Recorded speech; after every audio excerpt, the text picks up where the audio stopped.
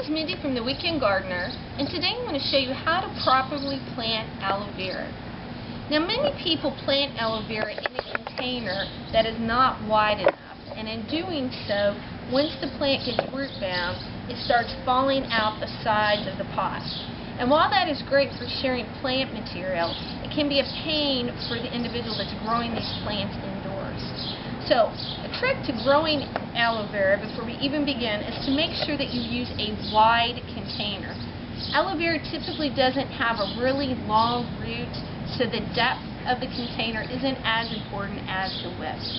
You will also need to make sure that you have a drainage hole, as we have here, and also make sure that you line the bottom prior to putting the soil in with some type of drainage material or a coffee filter. Now, as far as the soil goes, regular potting soil is too rich for an aloe vera, and an aloe vera is considered a succulent because the leaves of the aloe vera are quite thick, and they do have a waxy coating, and those are two characteristics of any plant that is in the succulent family. Now, the best type of potting soil mixture that you can get is you can either buy one that's for cactus and or succulents, or you can make your own. And to make your own, you simply use 1 part garden soil, 1 part construction sand, and 1 part peat moss. And this is what I have right here. If it seems a little on the rich side, you can add a little more sand because a succulent doesn't like to have really moist soil, so you want the water to be absorbed and then the excess to run out as quickly as possible. So let's begin the planting process. As you see, I have some pot shards from a clay pot that broke, and I'm going to make sure, number one, that I cover up the drainage hole, and then I'm just going to sporadically put some of these pieces in the bottom of the pot. Now, this will also add some weight to the container since this pot is plastic. Another key point, prior to doing any type of planting in a container, make sure that you have thoroughly washed and sterilized the container.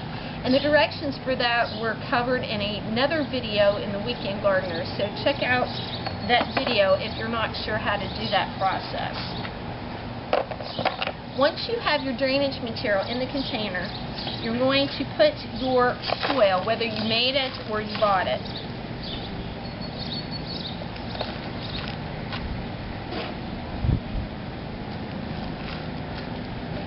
Now, since we're going to be planting these starts and not an entire plant, I'm going to fill it up to within an inch of the top rim, and that gives enough space for when I water. And you will need to water an aloe vera. Even though it's a succulent, it does require some watering.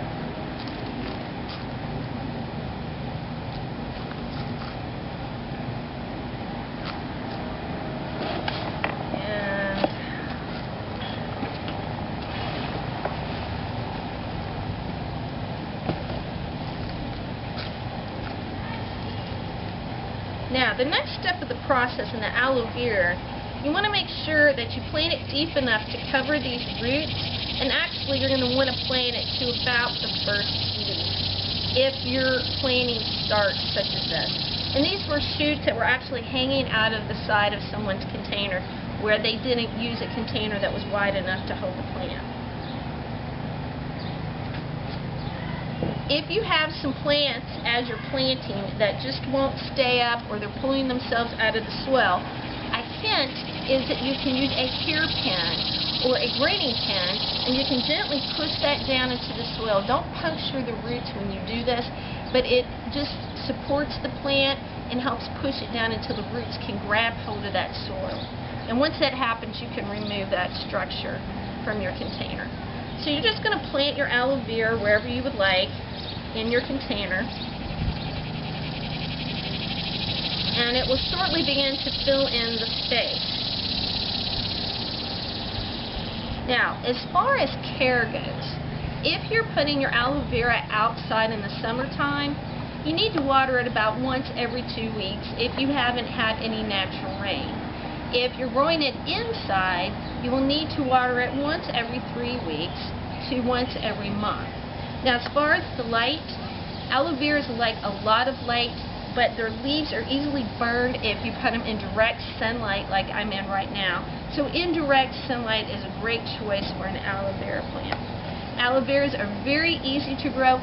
Just make sure that you're not watering them too much. If you notice the leaves beginning to turn a little brown and squishy, that means that they're grounding and you need to back off on the water. So give aloe vera a try. It's a very easy house plant to grow. So until we meet in the garden again, this has been Mindy from The Weekend Gardener.